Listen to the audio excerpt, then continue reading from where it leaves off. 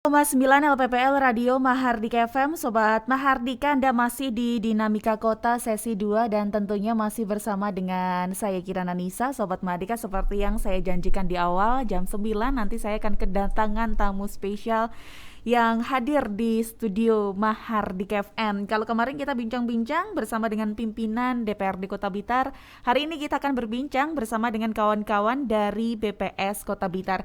Sudah hadir dua narasumber hebat luar biasa pagi hari ini. Langsung saja saya sapa beliau berdua ya. Ada Pak Pamuji dan juga ada Pak Hendra. Halo, selamat pagi. Assalamualaikum Bapak-bapak. Waalaikumsalam Mbak Nisa. Iya, di sebelah kanan ada Bapak Pamuji SE selaku Koordinator Fungsi Statistik Sosial. Kemudian di satu lagi ada Pak Hendra Eka Wahyudianto, Staf Fungsi Neraca dan Analisis Statistik. Kabar baik Bapak-bapak?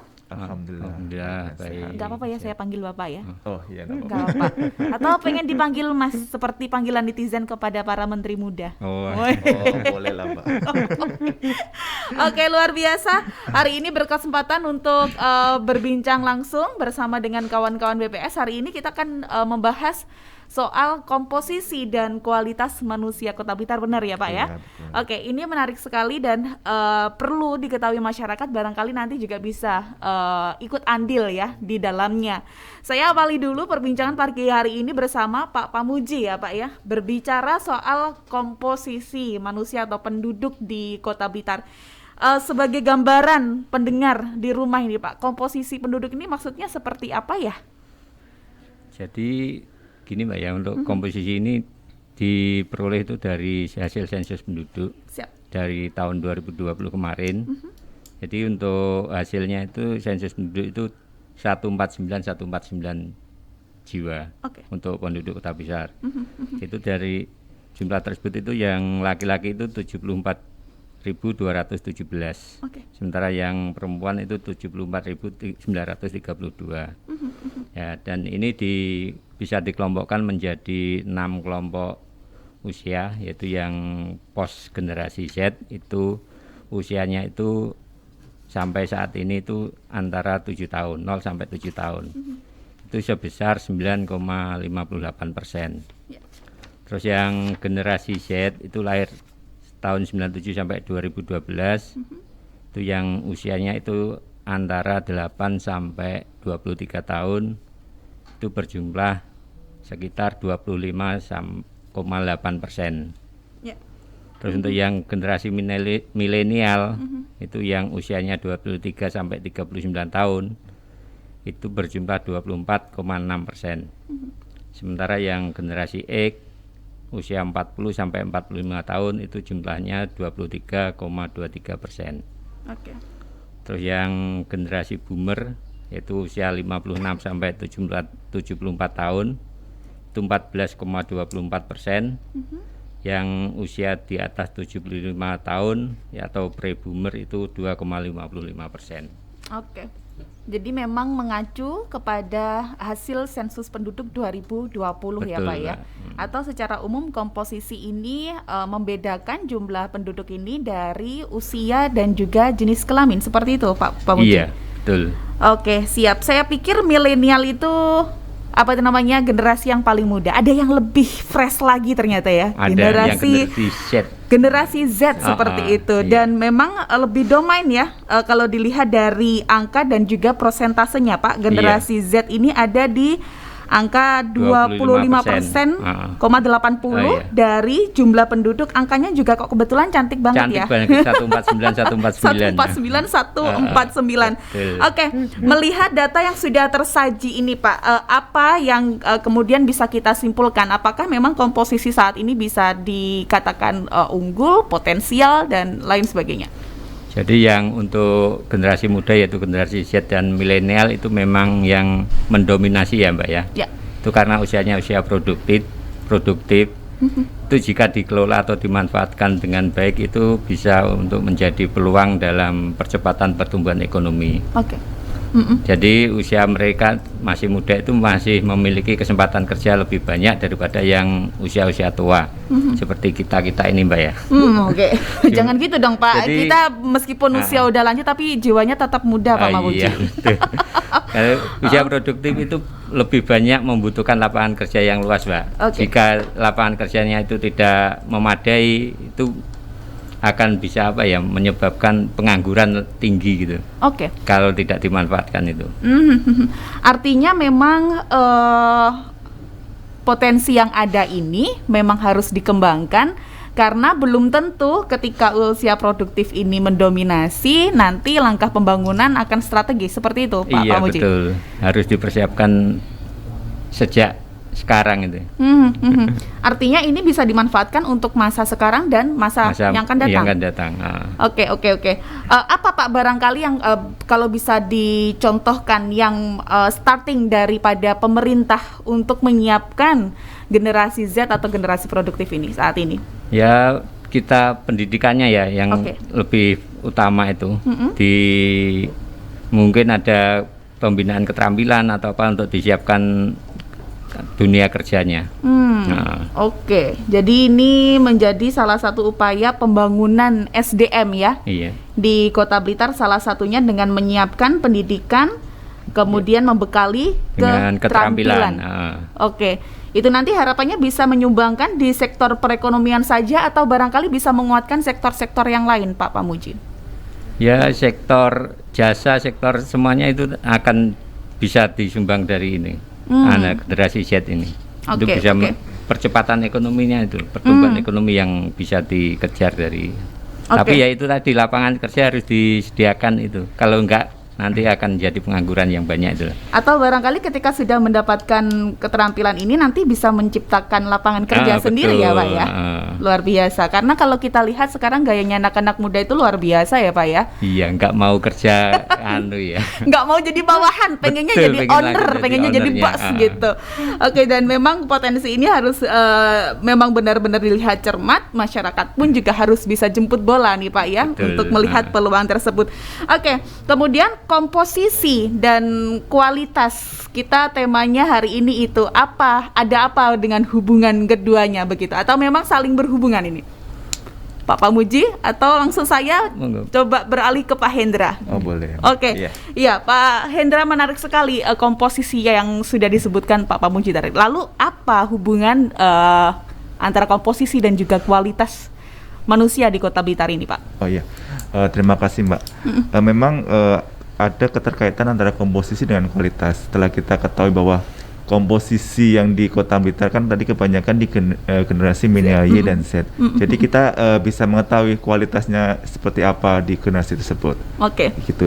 Jadi memang untuk yang salah satu indikator yang digunakan untuk melihat kualitas pembangunan manusia ini memang selama ini dikenal dengan IPM Mbak ya, atau Indeks Pembangunan Manusia. Jadi menurut United Nations Development Program (UNDP), jadi pembangunan manusia itu dirumuskan sebagai upaya perluasan pilihan bagi penduduk atau enlarging the choice of people, dan sekaligus sebagai taraf yang dicapai dari upaya tersebut.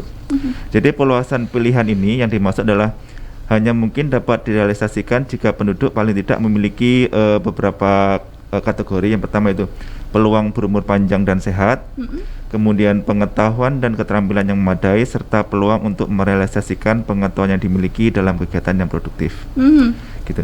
Dengan kata lain, tingkat pemenuhan ketiga unsur tersebut minimal sudah dapat merefleksikan tingkat keberhasilan pembangunan manusia suatu wilayah. Jadi indeks pembangunan manusia tersebut menjelaskan bagaimana penduduk dapat mengakses hasil pembangunan dalam memperoleh pendapatan, kesehatan, pendidikan, dan sebagainya. Karena IPM ini merupakan suatu indikator yang istilahnya nilainya sangat ini Mbak ya, sangat wow gitu kan. Jadi maka IPM ini diperkenalkan oleh UNDP pada tahun 90 dan dipublikasikan secara berkala dalam laporan tahunannya Human Development Report atau HDR. Kemudian ini juga IPM secara umum dibentuk dari 3 dimensi. Yang pertama dimensi kesehatan, yaitu umur panjang dan hidup sehat, a long and healthy life. Kemudian dimensi pengetahuan knowledge, dan dimensi dari standar hidup layak atau desain standard of living gitu Mbak. Jadi memang ada saling keterkaitan antara komposisi dan kualitas.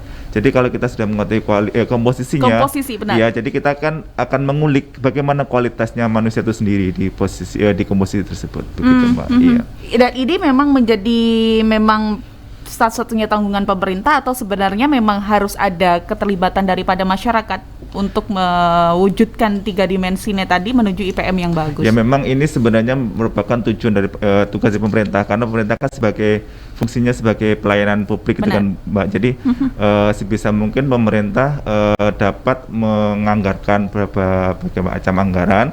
Mungkin untuk yang di kategori pendidikan, kesehatan maupun ekonomi. Sehingga masyarakat dapat mengakses semuanya itu dengan merata. Kalau masyarakat bisa mengaksesnya secara merata dan tanpa, maksudnya kan semua bisa mengaksesnya tanpa ada ada beras sebelah gitu. Jadi kemungkinan nanti masyarakat bisa merasakan secara utuh gitu. Jadi bisa dirasakan oleh masyarakat semuanya. Oke.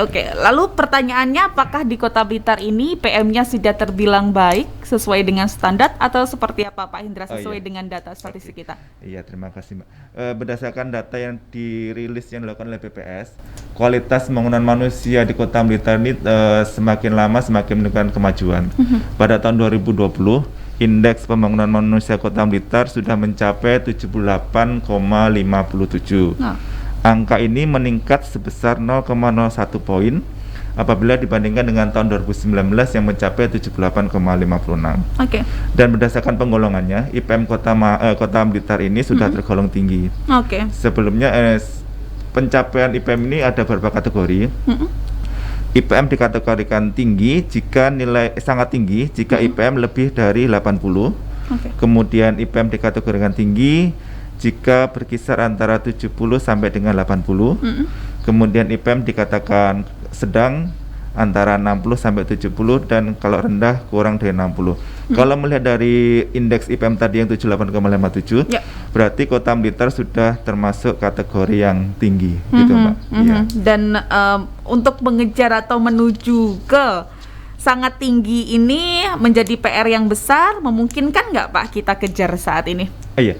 Memang ini Mbak, IPM ini memang merupakan indikator yang indikasi untuk jangka panjang. Jadi kita tidak bisa melihat kalau sekarang ada intervensi dari pemerintah mungkin tahun depan atau beberapa tahun lagi.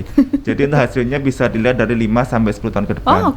Gitu. Jadi memang tapi tidak apa-apa, maksudnya pemerintah bisa menginvest dari sekarang. Jadi nanti hasilnya akan terlihat dari beberapa tahun ke depan. Jadi kalau melihat seperti ini ada kemungkinan dari kualitas manusia Blitar nanti untuk beberapa tahun ke depan bisa mencapai di kategori sangat tinggi. Bisa ancang-ancang dari sekarang nih Pak ya. Artinya ini memang enggak setiap tahun, artinya besok kita bisa langsung nambah berapa poin dan lain sebagainya gitu ya Pak. Ini aja kalau kita lihat datanya dari 2019 ke 2020 ya Pak ya. Kita meningkatnya di berapa tadi Pak? 0,01 poin ya? 0,01 ya, dari 78,56 2019 menjadi 78,57 di 2020. Artinya tidak masalah ya Pak ya, kenaikan ini meskipun kecil asal memang menunjukkan progres. Iya, betul.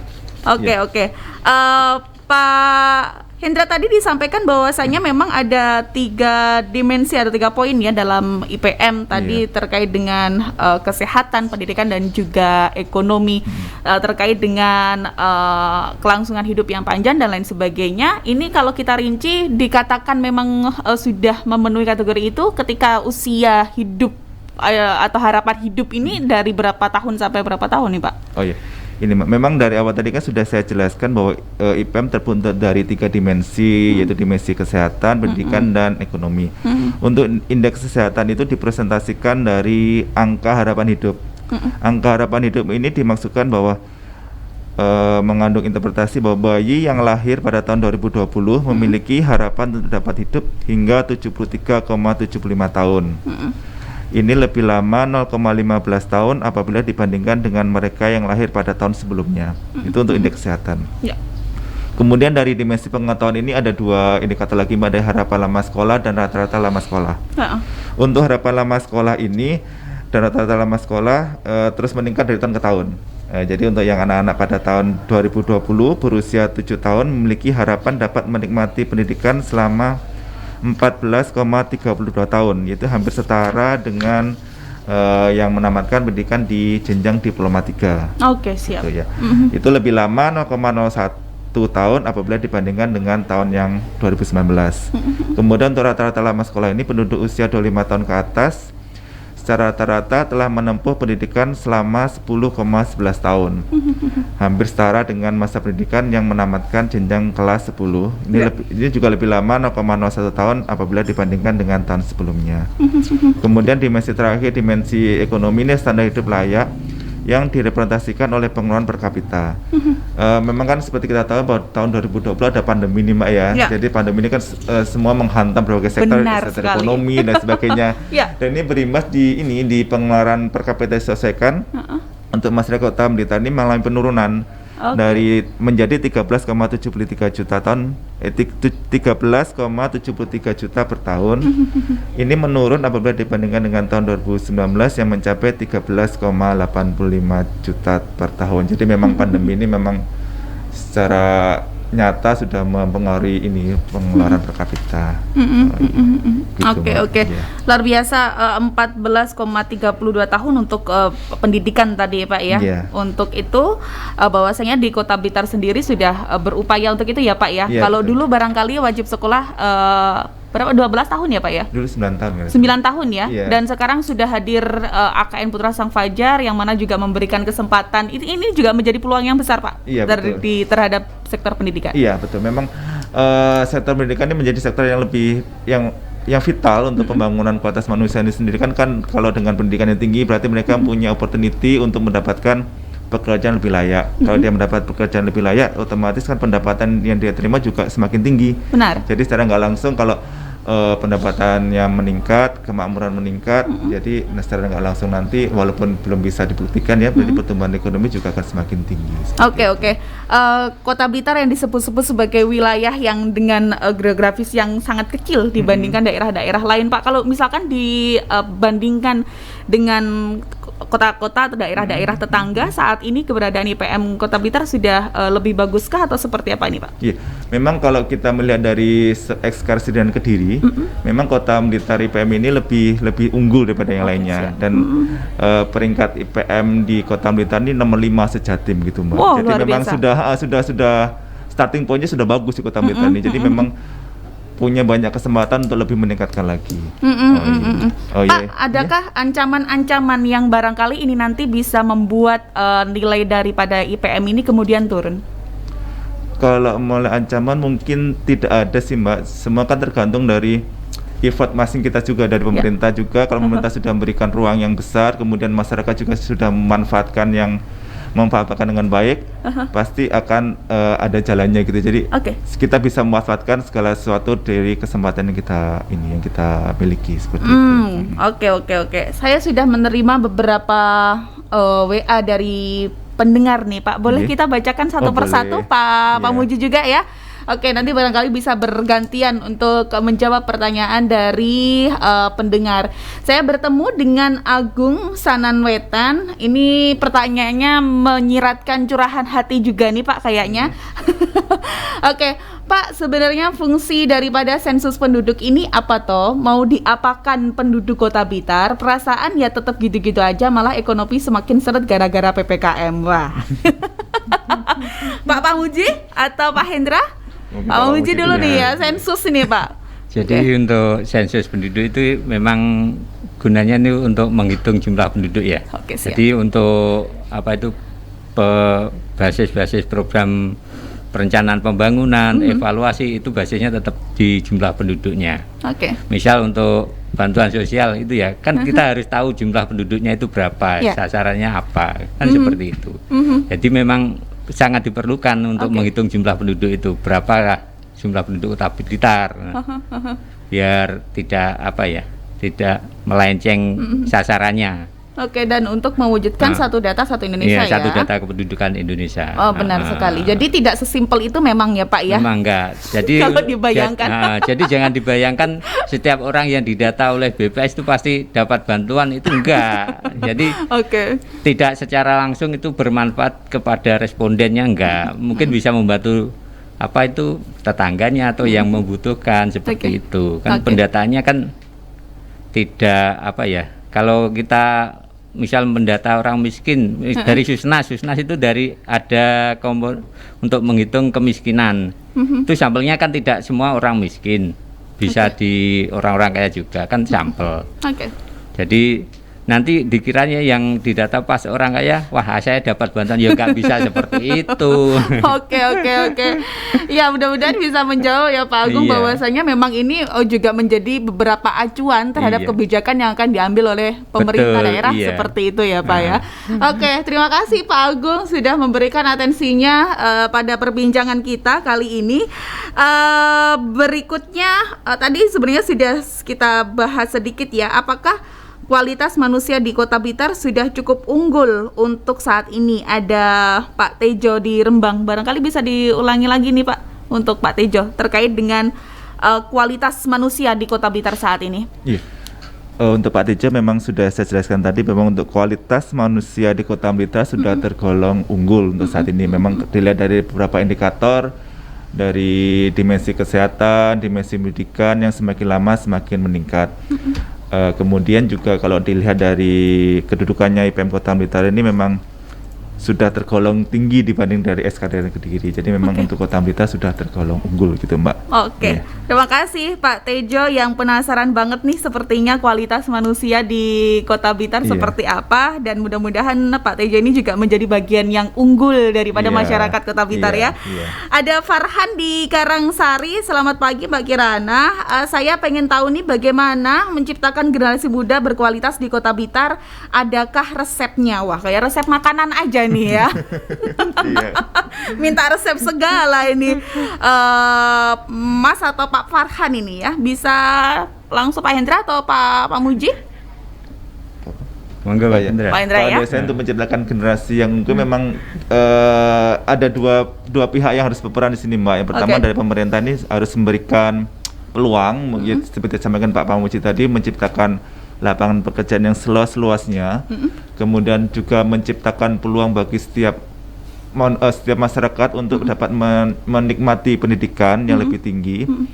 Dari sisi masyarakatnya juga seperti itu, harus memanfaatkan peluang yang ada dengan mengerahkan segala potensinya untuk bisa meningkatkan skillnya untuk mencapai yang lebih tinggi. Jadi memang harus ada dua pihak yang saling berhubungan dan saling mendukung gitu Mbak. Siap. Jadi memang harus saling ya intinya Pak ya, daripada pemerintah dan juga masyarakat. Ketika pemerintah sudah memberikan peluang ya tolong untuk jemput bola ya Pak ya. Oke. Saya bergesek lagi di WA Mahardika FM. Saya penasaran berapa lama waktu yang dibutuhkan pemerintah daerah dalam menyiapkan generasi Z ini untuk bisa menjadi kelompok yang siap berkontribusi dalam pembangunan daerah. Oke, Pak Pamuji ini berarti ya. Oke, Pak Mabunji, karena tadi untuk generasi Z itu rentan usia 8 sampai 23 tahun. Nah, ini Pak memang usia yang sangat produktif. Untuk yang 8 tahun ini barangkali ini ya. Berapa lama waktu yang dibutuhkan kita nih Pak untuk menyiapkan strategi sehingga mereka benar-benar siap nanti? Jadi yang untuk generasi Z ini ya kan usianya masih usia sekolah ya. Ya, jadi ini kualitas pendidikannya itu yang perlu dijaga.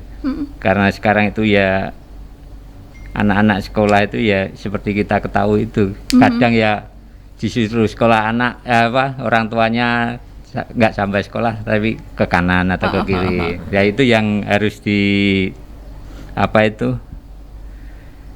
dirubah mindset anak-anak ini. Kalau memang waktu sekolah ya sekolah, kalau belajar ya belajar. Jangan sampai sekolah itu main game atau apa. Nah, seperti itu. Jadi untuk yang 8 tahun sampai 10 tahun ini kan masih lama ya, masih sekitar 15 tahunan lah.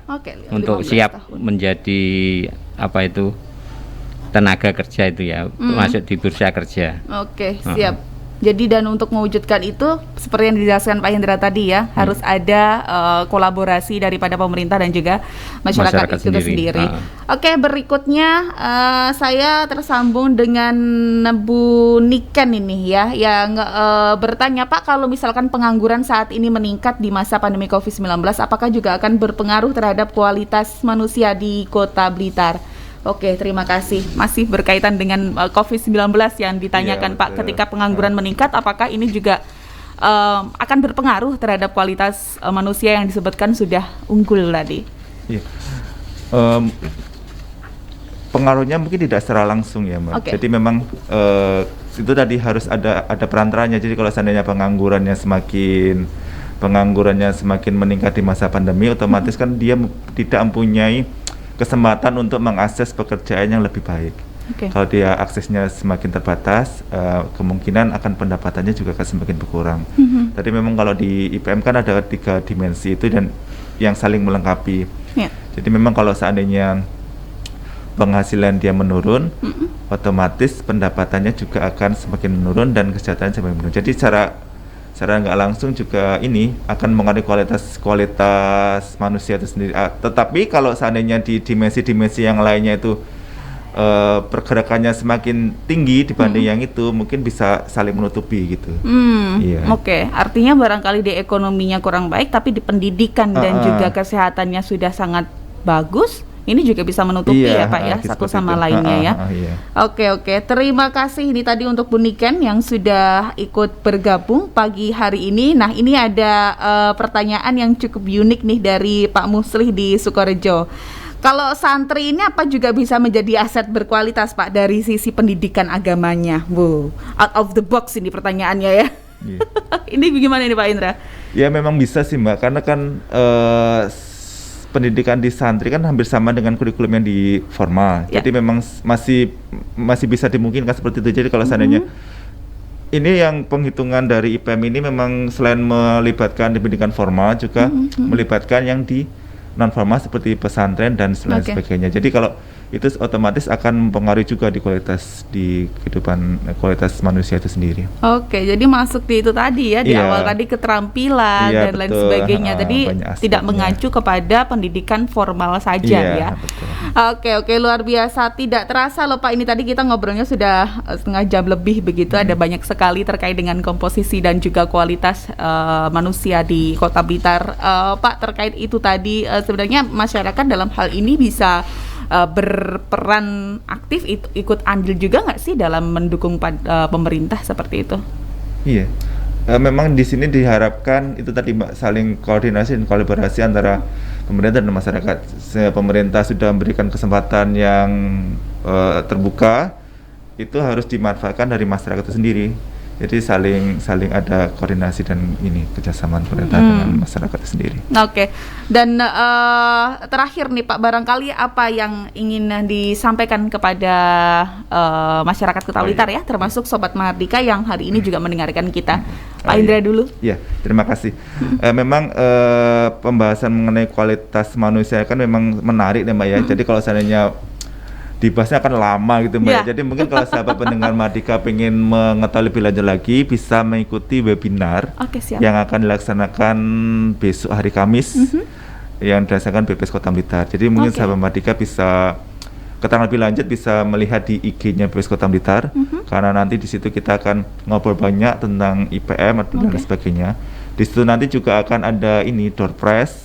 Ya bagi yang beruntung ya Mas, jadi dapat hadiah menarik dari kami gitu. Jadi selain itu ini juga di BPS Kota Blitar juga sudah menciptakan aplikasi berbasis Android, namanya Patriastat V2. Itu merupakan pengembangan dari Patriastat sebelumnya. Jadi sahabat Mahardika bisa melihat di Play Store, kemudian mengetik di kolom pencarian, ketik aja Patriastat, nanti di situ langsung muncul, bisa di-download. Di situ nanti banyak data-data strategis yang bisa diketahui secara gratis seperti itu. Jadi banyak menu, ada data strategis, PRS, kemudian infografis dan sebagainya. Kemudian juga ada kontak layanan data. Jadi nanti kalau seandainya ada yang pengen mengetahui tentang permintaan data bisa ngontak di situ. Seperti itu. Bisa ya Pak ya. Jadi seperti mahasiswa ketika nanti membutuhkan data pendukung untuk penelitian dan lain sebagainya. Iya, bisa lewat Patriastat ataupun lewat kontak layanan data. Jadi tidak harus datang secara fisik ke BPS Kota Blitar gitu. Jadi kita lebih memudahkan bagi para pengguna data untuk mendapatkan data yang diinginkan secara cepat dan mudah gitu. Dan yang menarik besok ya Pak ya, berarti ini kegiatannya agenda webinar ya? Iya betul, webinar untuk meningkatkan HSN. Untuk umum Pak? Untuk umum Mbak. Oke, saya bisa ikut. Oh boleh. Oh, pendaftaran masih bisa sekarang? Masih bisa. Oke. Yeah. Jadi nanti untuk informasi lebih lanjut, ini tadi saya juga baru aja dapat kiriman flyernya. Nanti Sobat Mahardika kalau tanya-tanya, kalau mau nanti saya bisa kasih atau langsung ke Instagram BPS Kota Blitar. Ya. Oke. Pak Pamuji, ada yang ingin ditambahkan Pak sebelum kita benar-benar berpisah pagi hari ini? Jadi tambah sedikit saja Mbak ya. Untuk pemerintah dalam merencanakan program-programnya itu membutuhkan data. Ya. Itu yang datanya itu juga didapat dari masyarakat. Jadi nanti ketika ada petugas kami dari BPS itu mencari data ke responden atau ke rumah-rumah masyarakat, ya tolong dibantu dengan jawaban yang sejujur-jujurnya. Jangan ditutup-tutupi karena itu data sangat diperlukan oleh pemerintah. Siap. Baik untuk perencanaan maupun untuk evaluasi program-program yang telah berjalan. Oke. Saat ini ada Pak kegiatan semacam itu yang barangkali sedang berjalan? Sekarang yang sedang berjalan itu Susna Survei Sosial Ekonomi Nasional. Itu sampai tanggal 16 Oktober nanti. Sama Sitasi, Survei Pertanian Terintegrasi. Ada banyak ternyata ya agendanya BPS ya, dan terjun langsung ke masyarakat. Langsung terjun ke masyarakat. Oke, sekali lagi. Jadi petugas kami itu selalu dibekali dengan surat tugas. Jadi jangan khawatir ya, jangan khawatir. Resmi tak. Oke, ketika didatangi loh ini siapa, orang asing saya nggak mau gitu. Jangan spektif seperti itu ya Pak ya. Oke, untuk kerjasamanya Sobat Mahardika, kalau misalkan ada petugas daripada BPS datang untuk mensensus Anda, mendata Anda, terbuka dan jujur. Ya Pak ya. Oke, terima kasih Pak Hendra, Pak Pamuji untuk informasi yang luar biasa pagi hari ini, menambahkan semangat dan juga harapan di tengah pandemi kita masih sama-sama berjuang. Mudah-mudahan masyarakat juga tetap semangat. Salam sehat untuk teman-teman BPS. Salam ya Pak ya untuk teman-teman nanti di kantor. Mudah-mudahan agenda yang sekarang berjalan juga tetap berjalan lancar. Saya tutup perjumpaan kita. Pak Hendra dan juga Pak Pamuji. Selamat pagi, Assalamualaikum warahmatullahi wabarakatuh. Ya, demikian Sobat Mahardika, perbincangan hangat kita bersama dengan BPS Kota Blitar ya, menarik sekali. Ada banyak hal yang tadi dibuka belak ya untuk panjenengan terkait dengan komposisi dan kualitas manusia Kota Blitar. Untuk Anda yang pengen lebih gayang lagi, tadi juga sudah disampaikan oleh Pak Indra bahwasanya besok ini juga akan ada webinar yang diselenggarakan oleh BPS dengan mendatangkan narasumber-narasumber istimewa tentunya. Saya Kirana Nisa masih menyisakan waktu 10 menitan lagi nih ya di program Dinamika Kota. Silahkan Sobat Mahardika yang ingin bergabung, saya tunggu di 0857 19959959.